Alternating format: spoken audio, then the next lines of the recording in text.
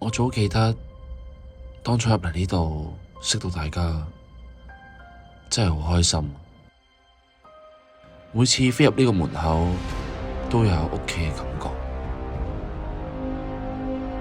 呢度曾經係玩灰地棋嘅地方。有一次練習，當時我哋唔小心將個波一嘢抌爛教授個窗度，結果大家俾佢罰企喺門口。雖然好柒，但係一個回憶嚟。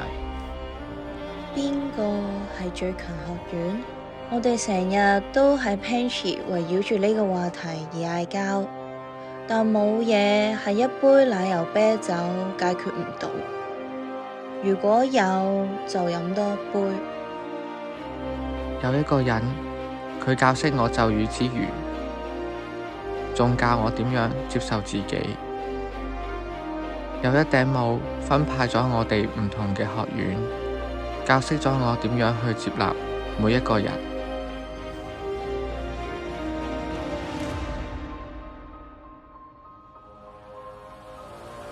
各位巫師、麻瓜，你哋可能以為我係一個黑巫師，但其實我覺得自己係一個老師。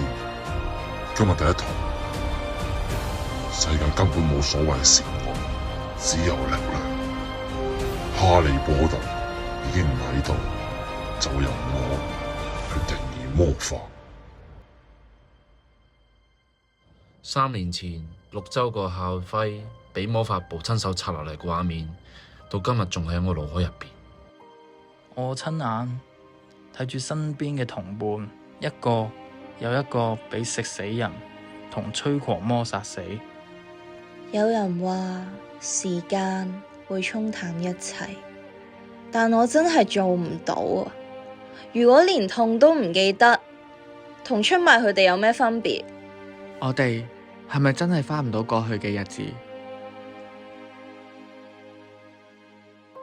但係離開嘅人越多，留低嘅人就會越重要。能力越大，責任越大。只要我哋一日拎得起魔杖，我哋依然係一個巫師。我 Jackie Lou 寧願做一日嘅英雄，都唔想做一世嘅 Jackie Lou。